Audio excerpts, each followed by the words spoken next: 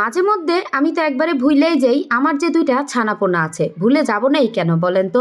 আমার এই দুই ছানাপোনা কোথাও যাওয়ার সময় আমার থেকে 100 হাত পিছনে থাকবে। সব সময় বাচ্চা কাচ্চাদের দেখছি এরা হইতেছে মার আগে আগে দৌড়াইতে থাকে, আর আমার ছানাপোনারা সব সময় আমার থেকে 100 হাত পিছনে থাকবে। আমি এদের থেকে আগে আগে হাইটে যাব, তারপরে আমার আবার এদের জন্য দাঁড়ানো লাগবে। আমি এদের সাথে তালে তাল মিলিয়ে হাঁটতেও পারি না। দেখা যায় আমি আমার মতো করে হাঁটতে থাকি, পিছন থেকে দেখবো এরা ওই যেখানে আমার সাথে হাঁটতেছিল ওইখানেই দাঁড়ায় গেছে। এইভাবেই আসলে আমাদের রাস্তার মধ্যে চলতে থাকে। কিছুক্ষণ আমি আগে যাই, আবার ধমক দেই, আবার আমার সঙ্গে আসে। এইভাবেই মানে বাসা থেকে বের হওয়ার পরে রাস্তার মধ্যে মনে হয় ওরা জীবনেও এই রাস্তাতে বের হওয়া নাই, মানুষ দেখে নাই, গাছপালা দেখে নাই। ওদের অবস্থাটা এমন, হাঁ করে শুধুমাত্র বাইরের দিকে তাকায়া দেখতে থাকে দাঁড়ায় দাঁড়ায়।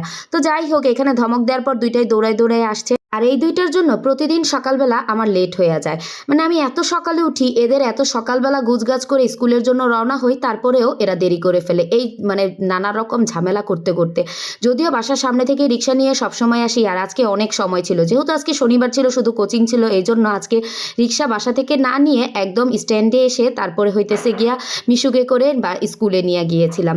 আজকে দুইজনের কোচিং ছিল, তারপরে আবার আমারও কোচিংয়ে ক্লাস ছিল, এগুলা সেরে টেরে এখন বাসায় আসছি।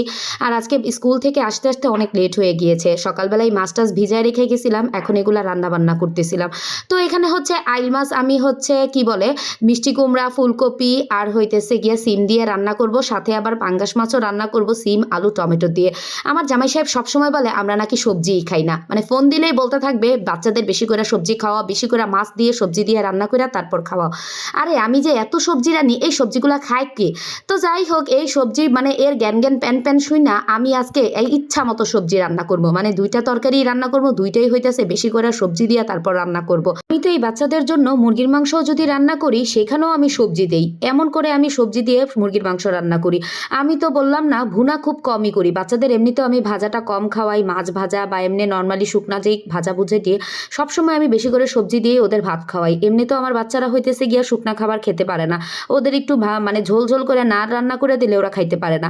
তার মধ্যে আমার জামাই সাহেব যখনই ফোন দিবে বলবে আমি নাকি ওদের সবসময় হইতেছে একদমই সবজি খাওয়াই না। তার ধারণা মতে আমি নিজে তো সবজি খাই না, এই জন্য হইতেছে আমি নাকি সবজি তেমন করে আনিও না, বাচ্চাদের জন্য রান্নাও করি না, খাওয়াইও না। কিন্তু সে যখন আসে তখন যদি আবার সবজি টবজি রান্না করি তখন সে খাবে না, তখন বলবে আমাকে পোলাও রান্না করে দাও, মাংস রান্না করে দাও, না হয় ভুনা ভুনা তরকারি রান্না করে দাও। দুর্নীতি কাকে বলে আর কত প্রকার সেটা আমার জামাইয়ের কাছ থেকে শেখা উচিত। মানে যখন সে আসবে তখন সকালের নাস্তা বাইরে খাওয়া জায়েজ, দুপুরেরটাও বাইরে খাইতে পারবো, সন্ধ্যাবেলাও আমরা ঘুরা ফিরা বা সন্ধ্যাবেলা বাইরের হোটেলের খাবার খাইতে পারবো। কিন্তু সে না থাকলে আমাদের বাইরে খাওয়া একদমই অ্যালাউ না। বাইরে থেকে খাবার খেলে বাচ্চারা অসুস্থ হয়ে যাবে। বাসায় সবকিছু রেডি করো, বাচ্চাদের বাসায় সবকিছু রেডি করে খাওয়া। আর এই বিষয়ে আমার জামাইয়ের সাথে জীবনেও আমার তর্ক বিতর্ক শেষ হবে না। আমার আজকে বাসায় সবজি রান্না করা হয়েছে স্বাভাবিক, আজকে তো আমি জীবনেও ভাত খাইবো না দুপুরবেলা। তো এই জন্য আমার জন্য এই যে আমি ব্রেড নিয়ে আসছি, বাচ্চাদের যদিও আমি এসব অ্যালাউ করি না, আমি ওদের খাইতেও দেই না, আমি নিজেই একা খাই স্বার্থপরের মতো, কারণ এইসব ব্যাপারে আমি নিজেও একটু সচেতন। এই তো আজকের মতো টাটা, বাই বাই।